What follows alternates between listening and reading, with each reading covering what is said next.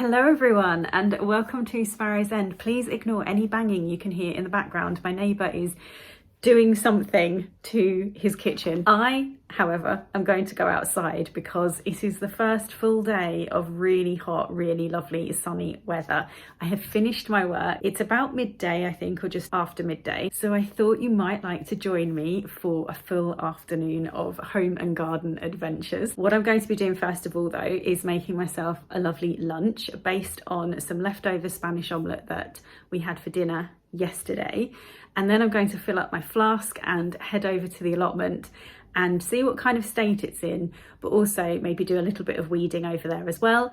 And then I need to come back and pick my reading list for March. And if I've got time, I've got a couple of other jobs, just little jobs, I think, that need doing. We'll do those together if there's enough time. Right, first of all then, let's go and have some lunch. Here we go, lunch is made. That's my leftover piece of a Spanish omelette, or a kind of slightly adapted Spanish omelette that we had last night. And then my salad is just what's in the fridge. So there's some grated carrot and courgette in there, a bit of red onion, the final few black olives that were in a jar in the fridge, and some tomato and some lettuce. After lunch, I decided to get straight on with some of those household jobs. The main one being I needed to clear away lots of vintage items from the dining room table that are supposed to be upstairs and are for the shop. I still haven't completely cleared it, but I thought I would show you some of these lovely pieces that I've got here. So I ordered a massive, not ordered, that's the wrong word. I won loads of auction lots several months ago, actually, probably I want to say October time of last year. They were from an auction house that was near where my mum lived. So her and my stepdad went and collected them. And they had a few final pieces left over still to bring. And this is one of them, and it's just stunning. Let me move so that the light is shining on it. Look at how pretty that is. I absolutely love it. So it's an old picture with bowl. Bowl is beautiful as well. Oh, I love it. The only thing it's got written on it is made in England. There isn't any other maker's mark on it, but I still think it's absolutely stunning. And I really want to keep it, but I do have my vintage shop on Etsy that I should, I mean, look at the detail, that I should put it on, because I don't know where I'd put it. I don't know where I've got room. I mean, maybe I could put it on the old sideboard, maybe. I don't know. But it is lovely. And then there's this, which I think is probably just the top of a jardiniere, like a big plant stand. And all that this has written on it is hand painted, but it's got these lovely daisy flowers on it. And I do love me a daisy. And I was thinking I could just use it as a really big plant pot and just have it on the floor like that. However, I don't think I've got any house plants that are big enough to do it justice. There's also this, which I'm definitely keeping, because I started to use these when I was putting kind of Christmas dinner on the table this year, and realised just how handy they are when you're having a roast dinner and you've got quite a lot of components, you know what I mean, like parts of the meal that are coming out, and certain things will start to go cold. I can't get the light right where I'm standing, I need to move. But I'm keeping that, that's gonna go. I need to clear out the cupboards in my kitchen actually, maybe we could do that together one day. And then I've got these two vintage plates that are not in great condition. Look, they're really worn, but they're really pretty. And I thought in the spring, summer and autumn, they can just go outside, because I have a container garden.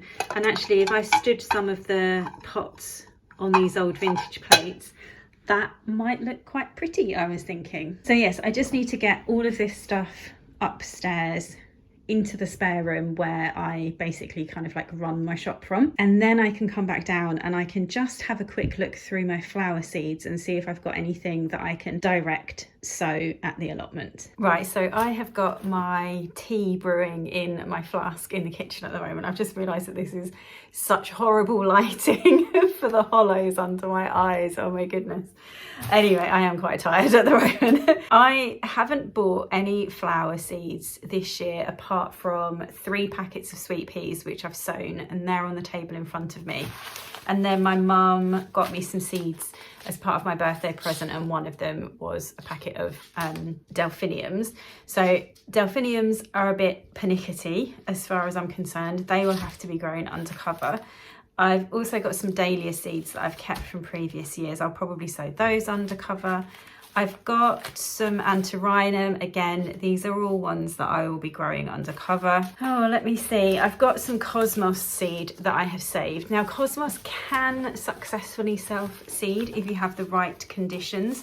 And as I've got 2 packets of these, I'm going to keep 1 packet for sowing under cover, and I am going to go and shake those into some gaps in the allotment beds. Another packet of cosmos as well there. And calendula usually successfully self-seeds at the allotment, so I'm not too concerned about there. I have got a packet of seed that I saved last year, and I want to get some calendula back into the back garden and into some of my pots, particularly the tubs that I grow my tomatoes in. So I'm going to hang on to those and not sprinkle them. I've got some oriental poppy seeds here, so a perennial oriental poppy. These are taken from the plant that I've got in the garden, which is coming up again this year. I think it's its 3rd year of successfully reappearing in springtime. And I think I'm going to keep those and sow them under cover as well, just to be on the safe side with them. I think this is just going to be the story of a lot of these flowers. There are some things that I really am happy to just sow direct, and whatever happens, happens. But if I haven't got a big supply of them, or if they're ones that I have tried to sow direct before and it hasn't worked, or ones that I think are a little bit fussier about their conditions, then I will just sow them under cover. I've not tried to do anything with oriental poppy seeds before, so I'm going to grow them under cover this year and then sort of take it from there. And the same with the hollyhocks, which again, I know will actually, I tell you what, I'm going to split this one. I'm going to direct sow some of these hollyhocks and sow the rest of them under cover. So we have got something else to take with us. Foxgloves, I'll be sowing those under cover. And I've still got some of these chrysanthemums, and I think those are ageratums, just little freebies from a magazine from last year. I remember them doing quite well. They are also very much so under cover as far as I'm concerned. And the coreopsis, I actually ended up with too many of these plants. Now, I don't have any at the allotment, so I might grow a few for the allotment, but I've got enough in my back garden as long as they come up again. And then what I've got here, these look like they're a bit older perhaps, some field poppy seeds, so they can be sprinkled happily into gaps. And then just some chamomile seeds that I've taken from chamomile plants at the allotment as well. I think these might be quite old, but I'm gonna sow those direct as well. So there we are. I've got just these 4 packets. I'm very much on a budget with the garden. I'm on a budget with everything, to be honest. But yeah, so I want to use up what I've already got. The rest can go away because they will be sown properly at some point this month. And yeah, let's just go and grab what we need to go and do a tiny little bit of weeding. And I'll film the state of the whole allotment, but it's only one particular bed that I'm interested in just doing a bit of weeding on. We'll take these with us as well to fill some gaps. When I got to the allotment, it was pretty much as bad as I was expecting. It looks like it's completely grown over, but actually when I started to look closer, you could see that a lot of the plants, like this one, is a poppy coming up. So lots and lots of self-seeded field poppies and also some Californian poppies I was finding all over this bed. And all of this dead like plant matter, that's all the calendula from the previous year. So actually all of the seeds will have dropped from these, and very soon I'll start to see the calendula seedlings coming up. So this whole area that looks terrible is actually full of self-seeded flowers. There's a wild rocket plant here which has also gone to seed, so I'm just hoping that some of the seeds will take. I also found lots and lots of Swiss chard that was still going fairly strong, lots of plants of that everywhere, lots of weeds in between. There were also some spring onions that I found that were left over from last year and that had survived. So much chard left everywhere, but I decided that I was going to pick a load of it and take it back, because if there's food on the plot, then I'm definitely going to take advantage of it. I had a lovely discovery at the allotment. I was joined by some new plot neighbours. So this is what the bed looks like after a lot of chatting and a tiny little bit of time spent digging. And this is my harvest that I managed to get together. It was a complete surprise that there was so much stuff there. So spring onions, some beetroot and some fennel and some Swiss chard, and it was delicious.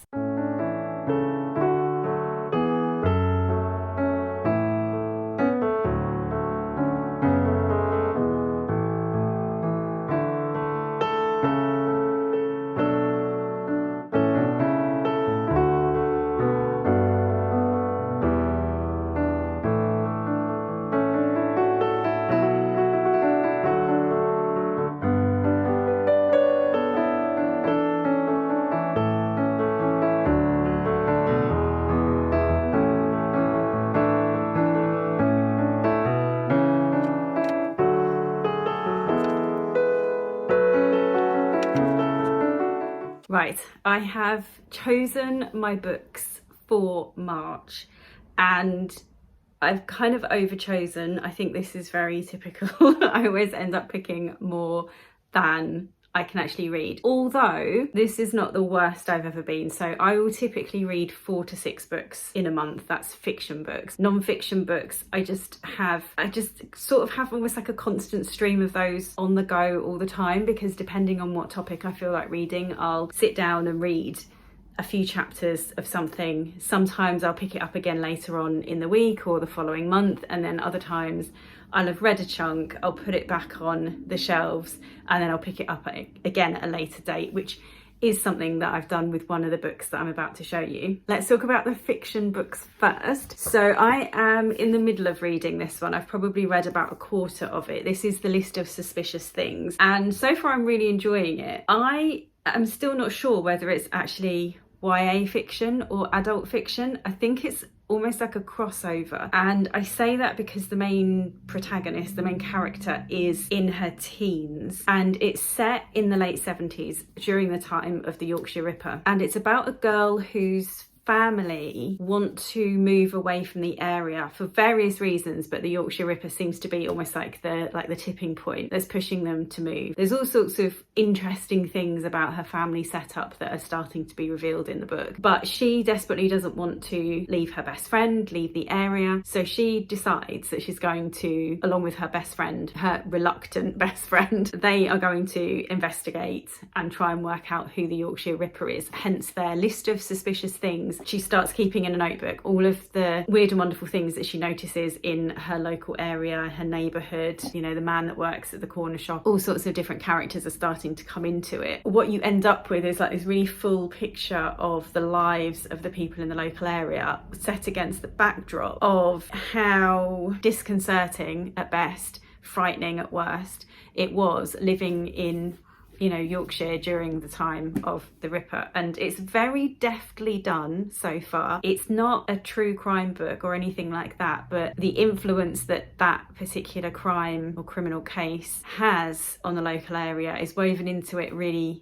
well. So I'm enjoying this, and the first thing I'm going to do is finish this book in March. Next up, this was a birthday present from my mum. I had my eye on it. I also specifically wanted the Waterstones edition because I love this green with this, it's almost like a cross between a kind of a bronze and a gold. It's just such a beautiful book. I was like, I want it. And then when I read what it was about, I thought that's right up my street as well. So it's set in the 1920s, or 1920 in Provence. It is about a really, there's a mystery. One of the characters is an old, cantankerous, difficult artist. The mystery is sort of all based around him, and it also, I think, is set against the backdrop of the aftermath of the First World War, and I would imagine the mystery is going to be in some way connected to the 1914 to 18 period. I'm looking forward to it, and I think this is going to be a beautiful book. If I love it, I will definitely keep it and have the stunning book on my bookshelves. The next read I've got, which I think is probably going to be a fairly quick read, I don't think it's going to take very long, it's one of those slim penguin volumes. It is The Franchise Affair by Josephine Tey. I have read books that have been like about her. There's also a set of modern novels that have Josephine Tey as the main character in them, and they're also kind of crime and mystery books. I've read some of those, but I've never read The Franchise Affair, which is her most famous mystery / detective crime book. This has sat in my bookcase for such a long time, for years and years, and I'm finally going to get round to reading it because I think it's going to be a really good palette cleanser between some of the other ones. I've realised I've actually gone for quite a lot of mystery novels. I keep trying to break free from those books so that I get a broader range of types of book, but that's not happening, especially when you see the next one. This is also one that I will use as a palette cleanse. I'm not a huge reader of thrillers. I prefer a detective novel, but I do like mystery and I do like an element of thriller in there as well. I think this one is a little bit more in the Agatha Christie vein of mystery come crime. I have read one other one of hers that I felt so about. I didn't love it. I found it very readable. Again, it was quite a nice in between sort of reading other things. This has got a sticker for £2.99 on the back. I don't think I paid £2.99 for it from a charity shop. I think I picked it up in the 20p bin of a charity shop. So I think that's why I picked this one up. And because I've got quite the pile of books, I think The Franchise Affair and Midnight Feast are going to be relatively straightforward ones to read and will help me get through this number of books in March. I also wanted to read some more historical fiction, so I have got this one. This is also from a charity shop. It's called The Map of Bones by Kate Moss. I have never read any Kate Moss books, even though she famously writes these incredible, magnificent, usually very long historical fiction novels. I've never read one. I think this is going to be the perfect one because part of the book is set in 1688 and the other part is set in 1862. It looks like something's going to happen in the early period of time that then has repercussions 100 or so years later. So there's a refugee journey from France. There's also it's a mystery again. I can see what I've done here. There's a mystery based on like a missing girl, a missing member of the family, and then the woman in the 1860s, she is investigating her ancestors and I think is presumably going to uncover this missing girl and try to solve it. Oh God, I've picked another mystery book, haven't I? I think they all are. This one as well. This was a Christmas present. I'm just going for all the mysteries at the moment. I'm not making any apologies about it. I enjoy reading what I enjoy reading, but I have been trying to push myself lately to just branch out a bit, but obviously this is not going to happen in March. This is The Land in Winter by Andrew Miller, and I asked for this for Christmas because I just read a write-up of it somewhere. I think the premise is that you've got two households that are living in the remote countryside.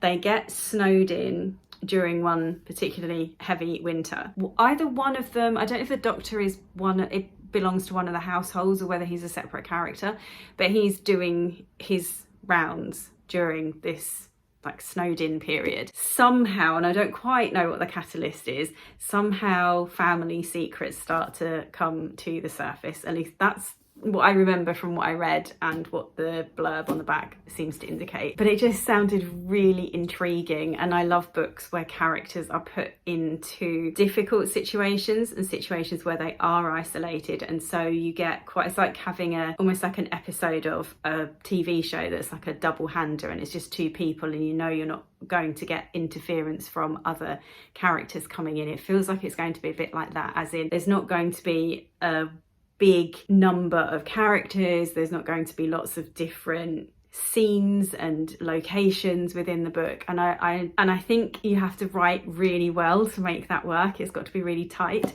so I'm very much looking forward to that one. Thank you so much for hanging out with me during my afternoon off, and I will see you again soon for another video.